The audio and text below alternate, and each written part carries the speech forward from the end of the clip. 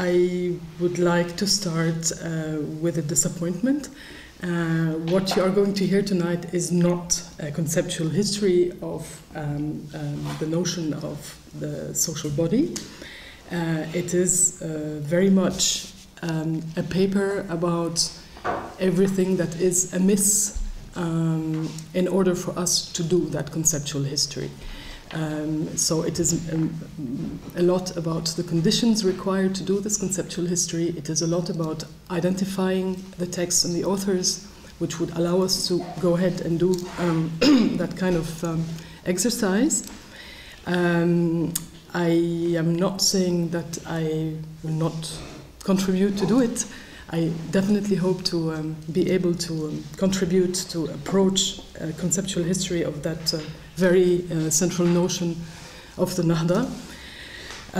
But as many of you know, conceptual history is, as it has been conceived and developed by Koselleck, is a huge endeavor, a huge collaborative project which spanned years and used up the energies of lots and lots of historians.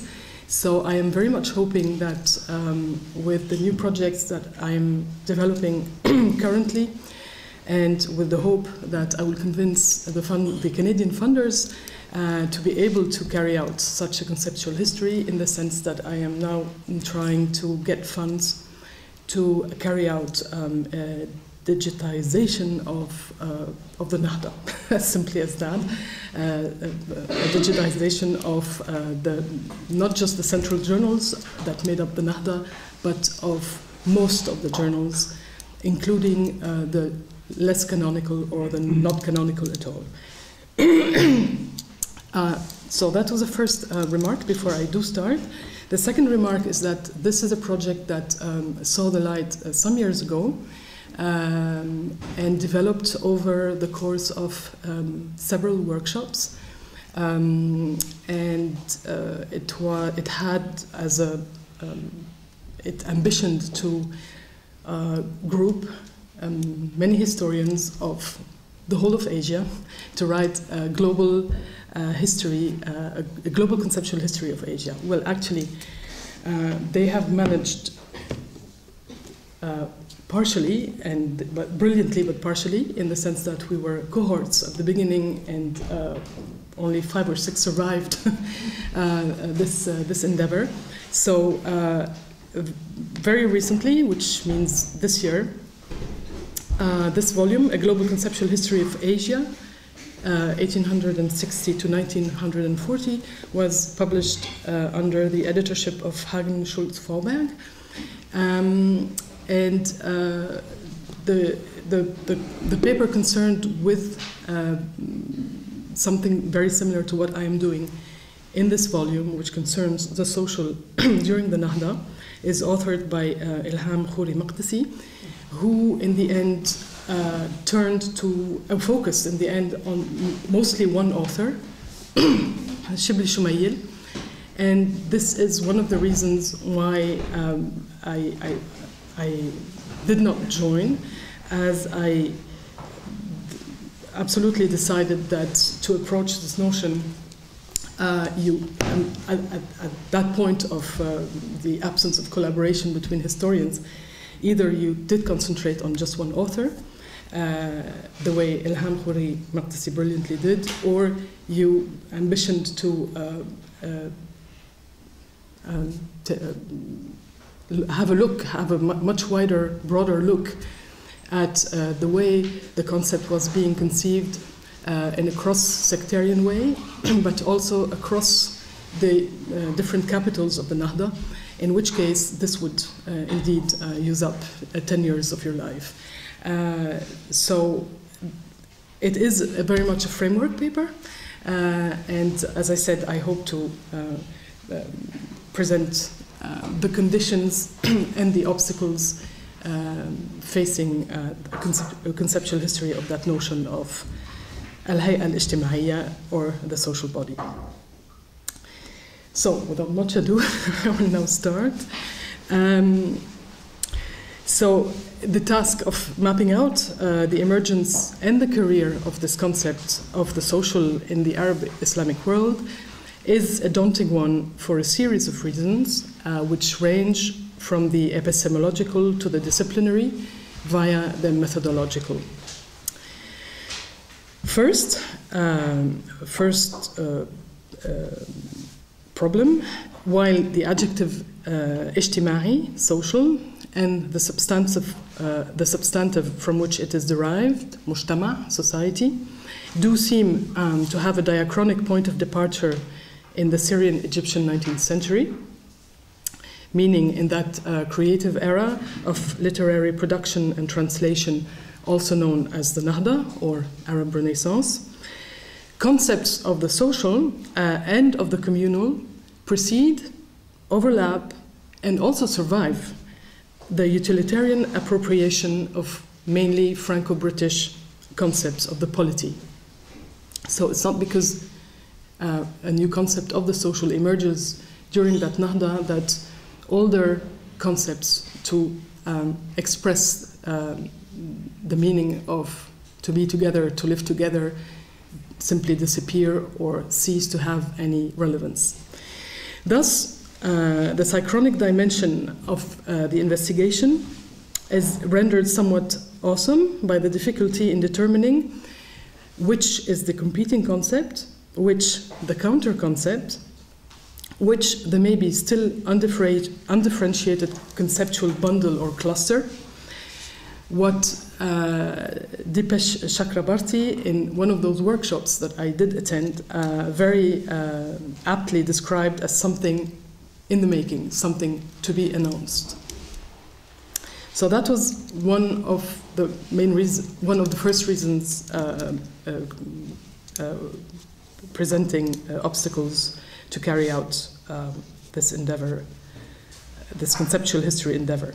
The second one has to do with the type of works that we do have and which help us approach those older communal concepts.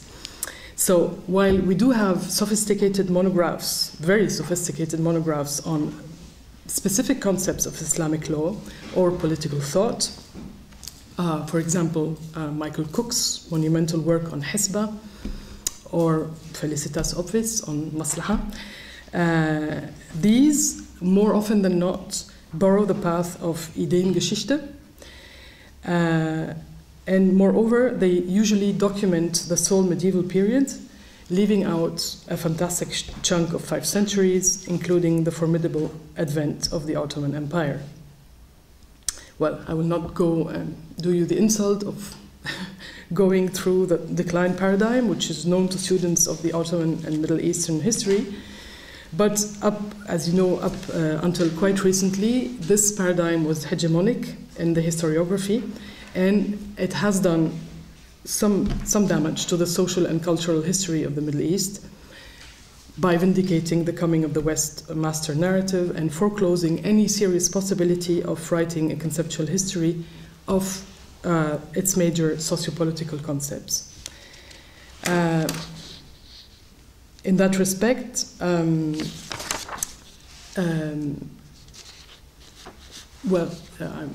again, I will go very rapidly because I've had this discussion with some of you here. Hourani's still unsurpassed Arabic thought in the liberal age is precisely about that, i.e. about the impact of the West, about the coming of the West. Other works like of Helga Rabhan's 1985 work called Geschichte und Funktion einiger politischer Termini im Arabischen des 19. Jahrhunderts, 1798-1882, painstakingly documents the translation into Arabic of European concepts against the backdrop of a wholesale adoption of the Ottoman decline and rise of the West thesis. So she's very much concerned about the work, such works as Al-Kalim al-Thaman, and is basically concerned with how they are translated and if they are translated. Third and last bundle of reasons producing an obstacle to this kind of history I would like to do is that the student of Arab history has also to contend with the disciplinary hegemony, that of Islamic studies, which has enduringly imposed the idea that the genius of the Arab Islamic civilization lies in its law. So this contention has produced, in my sense, an exclusivist focus on the legal genres of fiqh and usul al-fiqh, law and legal theory, leading to a differential treatment of non-legal sources, amongst which historiography, philosophy, and poetry. On the other hand, while this focus has certainly contributed in anchoring Islamic studies in meticulous philological analysis, it has turned historians of Islamic law into a sort of autistic cast of specialists unable to pool their resources and expertise in the wider context of cultural production. I'm being harsh, but I think there are arguments to support this view. So in my mind, in order to develop a conceptual history in the Middle East, after the successful demotion of the decline paradigm within Ottoman studies, the next urgent task that I see would be in what I would name the provincializing of fiqh. So these reservations made, I will now endeavor to outline the emergence in Egypt of this neologism, al-hayy', al-ijtimâʿiyya, translated as the social body, although there was another term which much closely resembled the social body, which came before the development of al-hayy', al-ijtimâʿiyya, and which was al-jasad al-majmûዒ. I haven't seen it myself, but the social body, and which Michael Gasper has quoted in his readings of such journals like al-Fallah. But he does say that it was soon replaced by al-hayy', al-ijtimâʿiyya. So I'm not sure about the span of time in which this concept actually prevailed or functioned, and who was actually using it. Anyway, so I will try to outline the emergence in Egypt of this neologism of al-hayy', al-ijtimâʿiyya throughout the long 19th century. But before I get to the social indeed, and it should be noted that the epithet never became nominalized in Arabic. One does not speak in Arabic of al-ijtimâʿi, like we do in English, the social. So before we get to the social, and to understand in what ways the social was conceptualized in relation to the communal rather than to the economic, it is crucial to interrogate the emergence of this neologism of the social body. The long 19th century is a time when the richest province of the Ottoman Empire, which had already started to be integrated into world economy during the 18th century, was molded into a centralized and bureaucratic dynastic state based on cash crop economy. And after Muhammad Ali's heirs bankrupted the country through lavish loans for their modernizing schemes, it eventually fell prey to British colonial occupation. So against this background, the paper wishes to outline the emergence of this new term, taking into account a constellation of older autochthonous concepts without which this terminological emergence would not make sense. I will, in the course of the paper, but mostly at the end, gesture to a number of authors, which I define as being all translators of a specific kind, and who directly or indirectly paved the way for this neologism.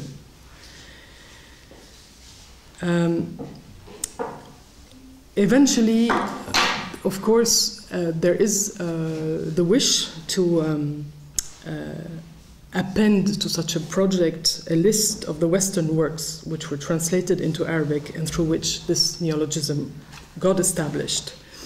But I don't think that a review of those translated works has any big relevance on trying to understand what was being meant and done with the emergence of this neologism.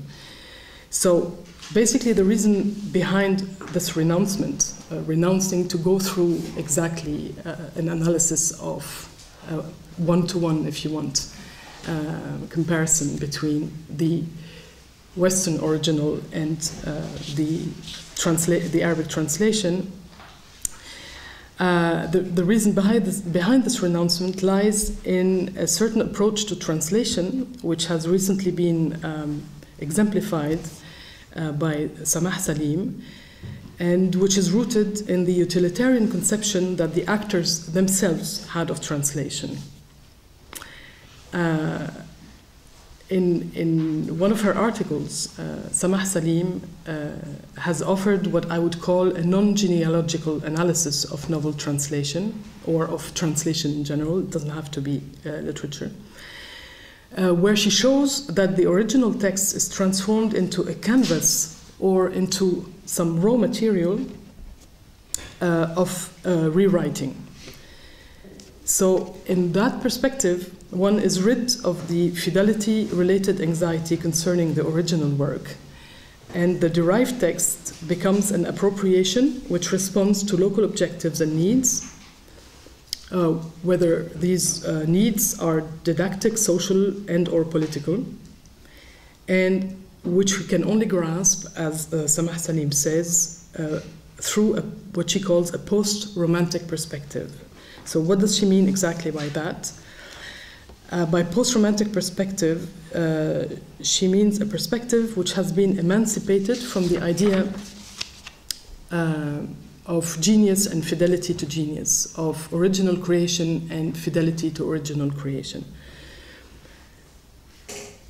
To exemplify this stance and this positioning vis-à-vis translation, I will quote one of those actors, one of those translators, which I have chosen, and who happens to be, you'll be surprised, Muhammad Rashid Rida.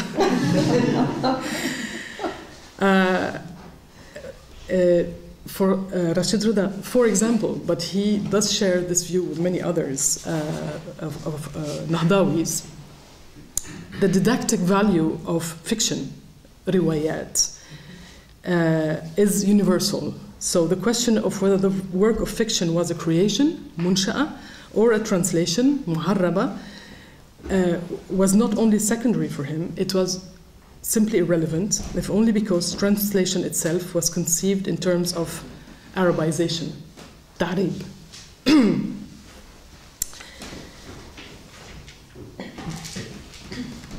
I would like now to advance a working hypothesis through which I would like to approach actually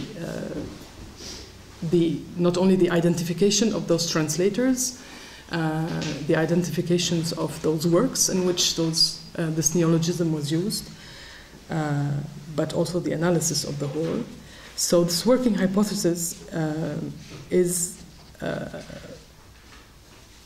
has to do with the fact that what, in my sense, presided over the emergence of a new concept of the social in 19th century Egypt and Syria was actually not the social question, i.e. it was not, as it was the case in Europe, the realization born out of rapid industrialization and social disintegration that market societies had not generated equality, liberty, and fraternity for all. So what is behind the new conceptualization of the social is not the social question, but rather the communal question, meaning the realization that the egalitarianism promoted by the Ottoman decree of 1856, as well as the gradual introduction of European codes and the reform of the courts, were indeed overcoming a faith-based community. I very tentatively advance here that the hesitant neologisms designating society as of the end of the first half of the 19th century were taking stock of this new sectarian egalitarianism while introducing, or rather reworking, class-based distinctions in very exclusivist terms, i.e. what has been lost on the sectarian level is in a way reintroduced on the level of class. And so this reassertion of class-based distinctions, I argue, was enhanced by a radically reconfigured understanding of the classical dichotomy between amma and khassa, i.e. commoners and elites. So basically, the hypothesis, my hypothesis is that to understand the emergence and the meaning, not just the emergence, but also the meaning of al-hayyə al-ijtimâʿiyya, of the social body as it was developing then, one has to understand what was happening to the couple commoner elite, to the couple amma khassa, which was being used, resorted to, refurbished by most, if not all, opinion makers of the Nahda. I also posit that not only the crucial question of the dhimmis, probably wrongly translated by minoritarians, but we won't go into that now. So I further posit that not only the crucial question of the minoritarians, the dhimmis, but also the as crucial questions of the peasant, the fallah, the slave, women, helped shape the conceptualization of the social in the Middle East. Under the joint pressures of colonial rule and of professionalized public sphere, where cross-sectarian individuals were now jockeying for positions in society and state, the legal status of the dhimmi, the peasant, the slave, and women became bargaining issues between colonizer and the colonized elite in a discourse now couched in terms of the public interest, the famous maslaha amma. So, in what follows, I'm going to go through a very bizarre exercise, which I should disavow because it is pure Ideengeschichte, but just to posit what we have to deal with synchronically at the time we do start to analyze hayyə ijtimâʿiyya, i.e. I'm going to briefly sketch the pre-translation turn concepts of the communal and of the social before I introduce to you my translators and their text. So I will basically take those concepts of classical Islam, so to speak, which we know directly express society or imply social ties, to show basically what has to be accounted for when we, in the 19th and at the turn of the 20th century, look at those concepts, at those different expressions or different recourses to the neologism of al-hayyə al-ijtimâዒyya.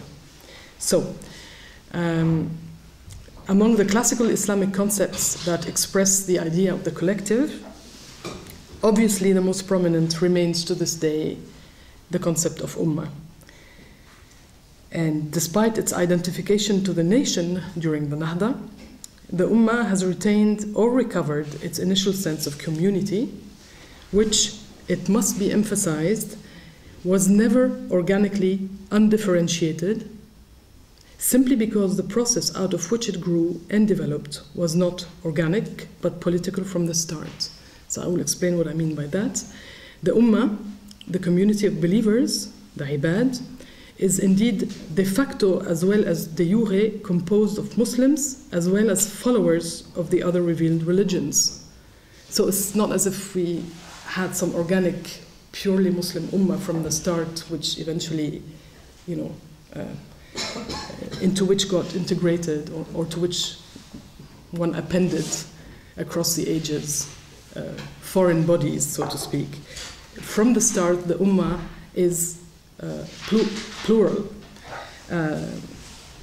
So the Ummah, the community of believers, is de facto and de jure composed of Muslims as well as followers of the other revealed religions or people of the book, Ahl al-Kitab, Christian and Jews, Ahl al-Dhimma. But it is also composed of heretics or rebellious elements, kuffar and wrought. In brief, it is a faith-based community where its different members are governed by Islamic legal statutes.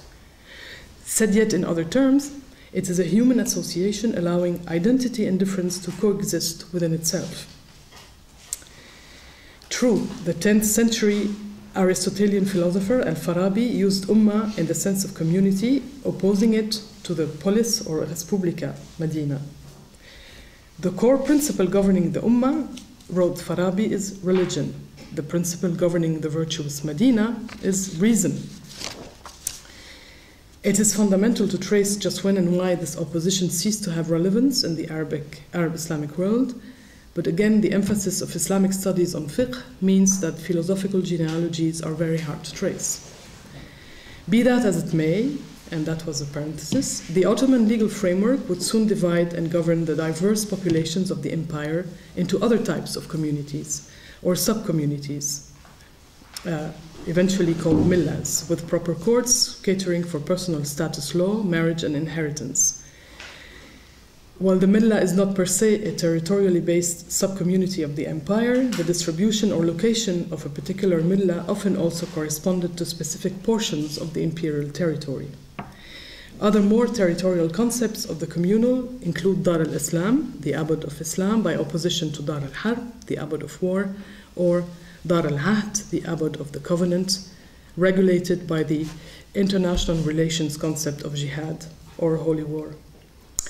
So historically, the social question, if we now understand by this not just a religious obligation, but a political imperative of catering for the poor or destitute as a means of maintaining law and order, was connected to the welfare practices of both state and society, and was enshrined in the institution of waqf, pious foundations, and geared towards the upkeep of fountains, sabil, schools, kuttab, and hospitals, maristan, as well as towards the furthering of religious education, since they more often than not participated in the upkeep of mosques.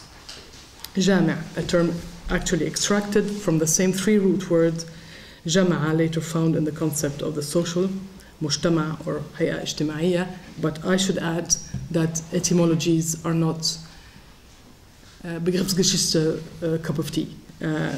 We don't do etymologies as far as when we do conceptual history, but I thought I would still mention by philological reflex these origins, these common origins. Since, as I said, they more often than not participated in the upkeep of all those institutions, also libraries, and service the needs of the students and staff of these institutions. Within the community or ummah, social relations were legally codified in terms of transactions, mu'amalat, and clearly distinguished from cult practice, ibadat. Furthermore, they were governed by personal status and the concept of maslaha amma, public interest. So while the advice literature and legal literature promoted this concept of the public interest, they implicitly relied on a fundamental social dichotomy that distinguished between the elite, khassa, composed of the ruler, his auxiliaries, and the religious scholars on the one hand. And this is a picture that is found down till at least Jabarti. And on the other side, the commoners, the amma, i.e. the peasants, hand workers, and merchants. Jabarti, I should say even Tahtawi.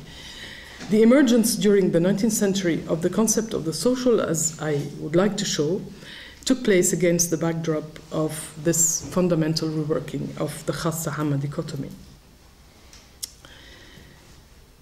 So, again, what I just did is a horrific exercise into whatever, Ideengeschichte, but it's just to say that it is not only by,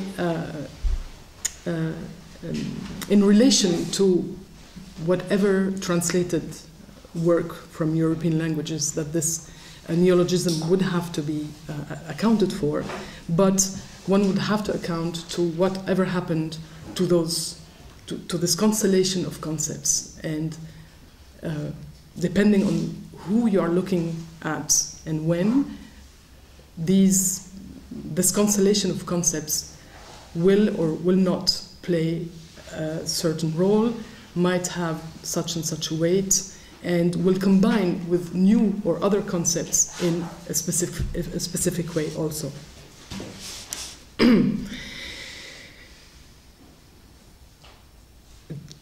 The contemporary dictionaries of Arabic, the like of al-Munjid, for example, define society or the social, mujtama or hay'a ijtimâʿiyya, in terms which echo actually to the letter the first recorded definition of the word in the first modern Arabic dictionary, the Muhit al-Muhit of Butros al-Bustani, published in 1870. Mujtama, writes the Munjid, is, I quote, in translation, the place of gathering and is said of a collective of people submitting to general laws and regimes, as for example, the national society or the human society. مكان الاجتماع ويطلق مجازا على جماعة من الناس خاضعين لقوانين ونظم عامة، مثال ذلك المجتمع القومي المجتمع القومي or المجتمع الإنساني. al-hayyə al-ijtimâʿiyya, on the other hand, is said of the condition arising from the gathering of a people with common interests. الحالة الحاصلة من اجتماع قوم لهم مصالح مشتركة. Again, this last definition is or was word for word that of the 1870 Muhit al-Muhit, which wrote, al-hayyə al-ijtimâʿiyya is the coming together of a people with common interests. This date of 1870 should not, however, mislead us into thinking that that is the date when the term gained currency. It rather acutely points to some of the methodological problems entailed in attempting a Begriffsgeschichte of Arabic concepts. Indeed, unlike the European context, the Arab provinces of the Ottoman Empire only started producing modern encyclopedias as of the turn of the 20th century, the first of which was the Da'irat al-Ma'arif of the same Butros al-Bustani. Butros al-Bustani himself had used this concept of hay'a ijtimâዒyya in a lecture given at the Syrian Scientific Society of Beirut in 1869 and entitled خطاب في الهيئة الاجتماعية والمقابلة بين العوائد العربية والإفرنجية. Now this text is a bundle of things, but it is mainly fraught with the danger of sectarianism. In that sense, Butros al-Bustani is very much from the Lebanon. And it addressed the issue in the framework of a comparative assessment of European and Arab social mores. It defined al-hayyə al-ijtimâዒyya in pretty similar terms to the Muhit. إن الهيئة الاجتماعية عبارة عن سكان بلاد أو مدينة لهم صوالح مشتركة أو هي بالأحرى الحالة الناشئة من الاجتماع البشري. So it defined al-hayyə al-ijtimāʿiyya in the same terms as the Muhit, only adding a very significant addendum regarding the causative principle of such human gathering. I quote, "The foundation of the real natural human society is the needs and the perils of its members." A few decades earlier, however, and in another province of the empire, Egypt, Tahtawi had resorted to that very same concept, al-hayyə al-ijtimāʿiyya, in his attempt to map out the new society that was being engineered at the hand of its new dynast, Muhammad Ali Pasha.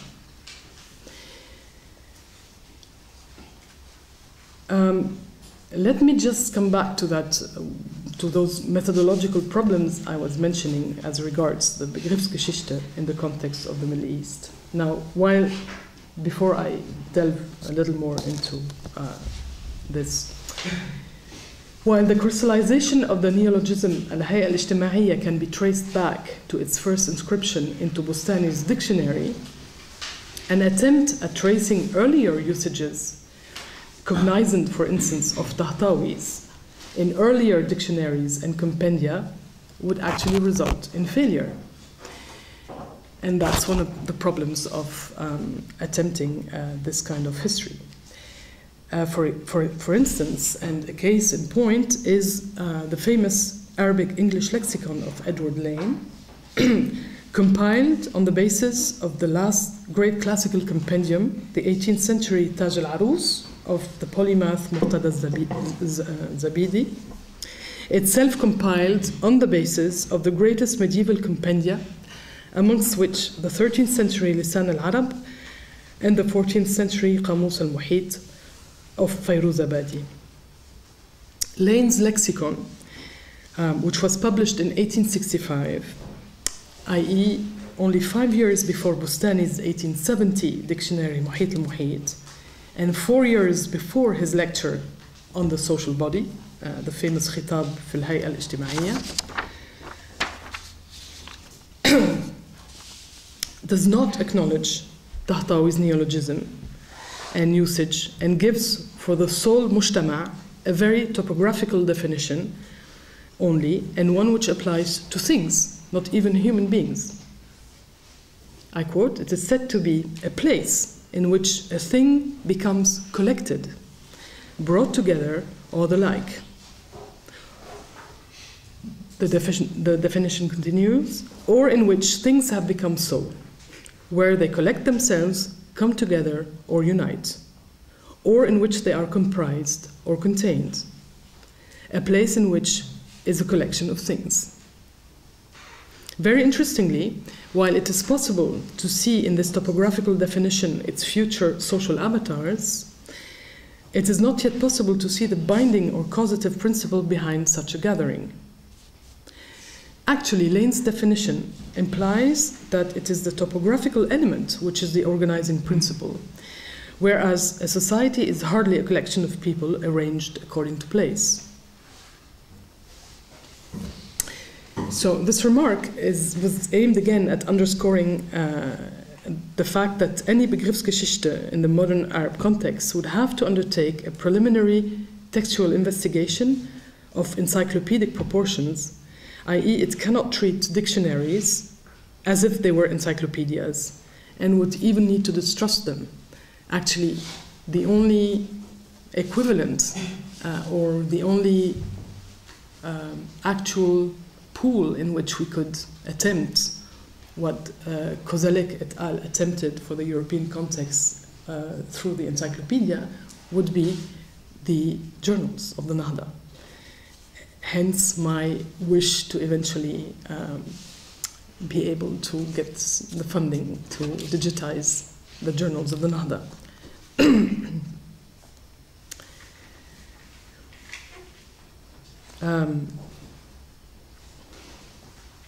So the emergence of a neologism in one specific author has to be interpreted as a sign that very significant, if undetected, conceptual changes are underway prior to the apparition of this neologism. Change does not happen as of the emergence of a term. As an acknowledgement of this change, I have attempted to identify a certain number of authors and textual sites which, while again by no means exhaustive at this point, help sketch the context of emergence of al-hayyə al-ijtimâʿiyya and that of its later career. I have suggested above that each one of my selected authors was a translator of a certain kind, And I should like to move now to a presentation of these translators and to the specific historical circumstances under which they thought and wrote. Again, the context of emergence of al-hayyə al-ijtimâʿiyya in Egypt is the gradual centralization, modernization, and colonization of the Arab province of the Ottoman Empire. Sorry, that's the general context. But I contend that the coining and usage of this neologism went hand in hand with, as I said before, the reconfiguration of ʿamma khassa against the backdrop of an emergent public sphere that was being polarized between professionalization and civil service, between professionals and functionaries. This is, as I see it at this point, a major line of fracture between the different contexts of the Lebanese Nahda and the Egyptian Nahda. Actually, not between the Lebanese Nahda and the Egyptian Nahda, but between the Syrian emigres' conception in Egypt of the Nahda and the Egyptian Nahdawis themselves. In the sense that whereas the ʿamma khassa of, say, Muhammad Rashid Rada would exclude functionaries from its khassa, from the concept of the elite, for the Egyptian Nahdawis, it goes without saying that the khassa is not only constituted, amongst others, of functionaries, of civil servants, but is centrally constituted by those civil servants. Now, the why and how this fracture happened, we could, if you would like, discuss later. But I just would like to stress that the context that presided over the emergence of this notion within Egyptian discourse is not the one that presided over the emergence of this concept within the Syrian emigres, whether it was before they immigrated or after. The Mount Lebanon and Beiruti context, which presided over Bustani's coining, was appreciably different from the circumstances of Egypt at the turn of the 19th century, and which presided over Tahtawi's coining. So we are dealing at least with a double contextualization, and we have to bear in mind this double context when we actually deal with those different authors. So the sectarian consciousness that is going to inform the dichotomy between khassa and āmma coming from the Bustanis and all the later Syrian emigres will not be found in the Egyptian context, or will not be found in the same way in the Egyptian context and within Egyptian authors. So basically, the authors that at this point, but again, it is a very, very preliminary identification of some authors that have to be traced and studied and put together, are 6 at the moment, but this is a very unsatisfactory list because it's totally gendered. Because it deals with the people I know best, and because it deals also with mostly canonical authors, which goes exactly against the grain of conceptual history, the one not practiced by Koselleck but by the Cambridge School, which contends that in order to round up the concept, a concept at a specific time, you have to look at the authors and the text that the author who became canonical was, with whom he was in dialogue. Even if this means that you will have to look at very so-called minor or irrelevant or weak or second level intellectuals. My list at the moment is composed only of men.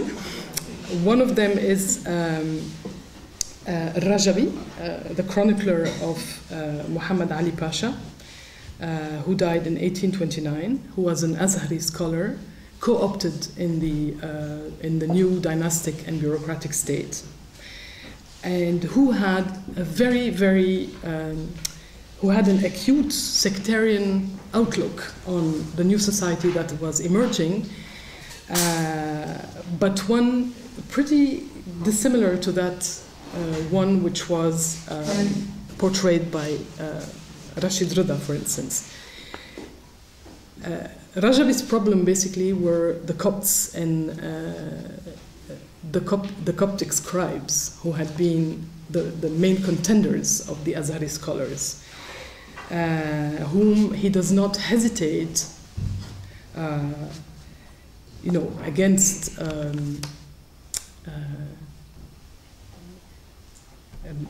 against basic fiqh deontology, whom he does not hesitate to qualify as kuffar, whereas they are dhimmis. He describes them as kuffar. So basically his khassa and amma is a very exclusivist one. Of course, we're still dealing with a very traditional divide where you have the scholars, the wali and the scholars at the top, and then the workers at the bottom, among the commoners, amongst whom appear also a new group, which is the conscript peasant, since Muhammad Ali Pasha was creating the very first army of the Middle East. But what his khassa definitely excludes is what it used to include, i.e. notables and scholars of other faiths up to that moment. And this Amma and Khassa are projected within a territorial unit, which is Misr,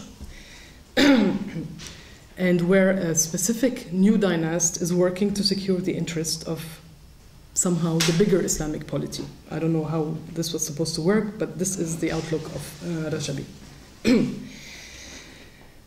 Tahtawi, a little later,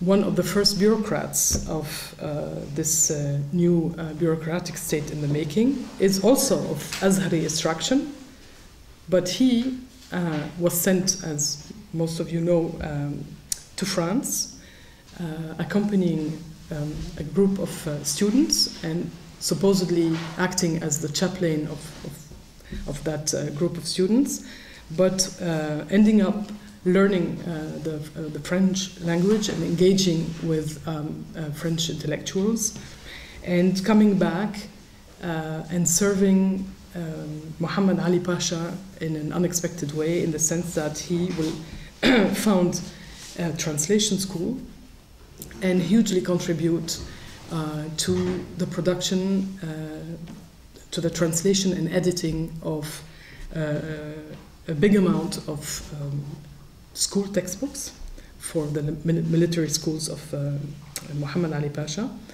And his hayyə ijtimāʿiyya is also, and we can see how how we can trace this back to Rajabi in a way, in the sense that his hayyə ijtimāʿiyya is connected to something called the watan, the homeland, but where the different social classes, the dhimmis, the slaves, are still very much where they belong in the Amma, but where the question of the Christian conscripts, for instance, is not, and where it belongs is not very clearly outlined. I'm just sketching, I'm not going into any detail, but I'm just giving you, identifying the authors, giving you their names, and the outline in which their thought developed about the hayyə ijtimāʿiyya. Yeah. Bustani I have already mentioned. I will not go again into outlining what he thought of al-hayyə al-ijtimāʿiyya. I also distinguish, I will, Muhammad Rashid Rida, whom I will give you a specific quote, Ahmad Fathi Zaghloul, who was one of the big translators of Franco-British political works. He is the translator of Bentham, Rousseau, Desmoulins, and Gustave Le Bon, the famous Psychologie des Foules, which was a bestseller in the Middle East, and which was translated into Ruh al-Ijtimâዕ, Psychologie des Foules, Ruh al-Ijtimâዕ, the soul of society. And the last one is al-Muwaylihi, in his famous hadith Isa ibn Hisham. And I will end with quoting and giving you a sense of these diverging approaches to al-hayyə and the khassa and the amma in those two authors.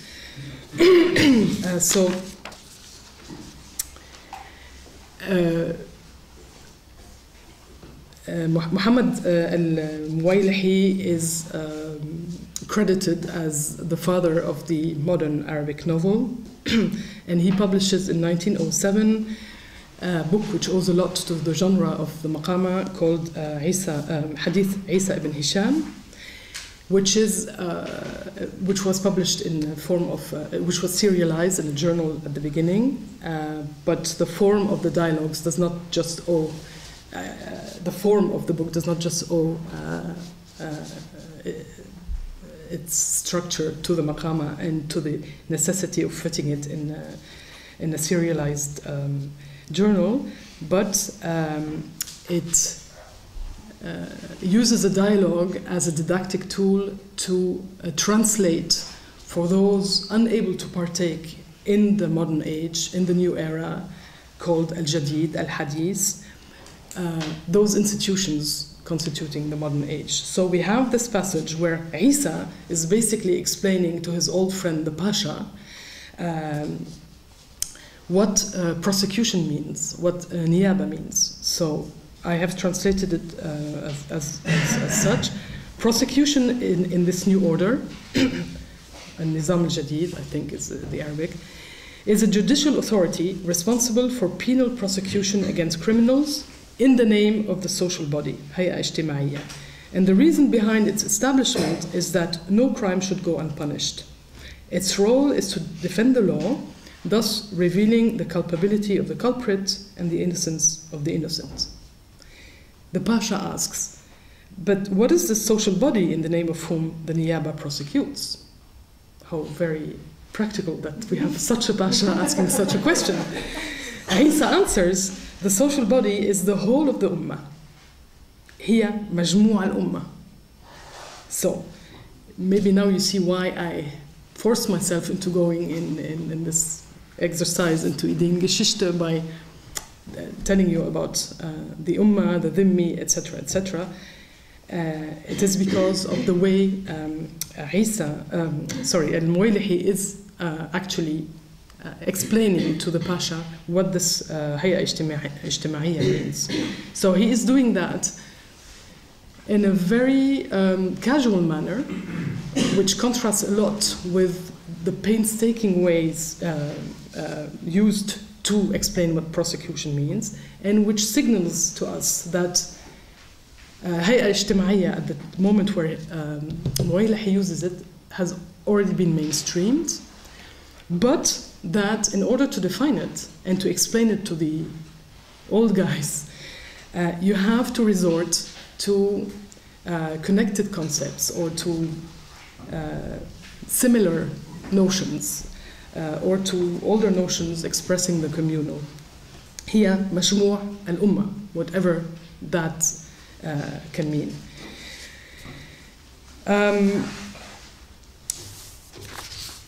As far as Muhammad Rashid Rida is concerned, he has a very hard time coming to terms with his being Assyrian in Egypt and not being able to officially participate in the politics of the country, but never having wanted to become an official in the Ottoman framework, and not being able to partake in the Egyptian politics because he's not Egyptian.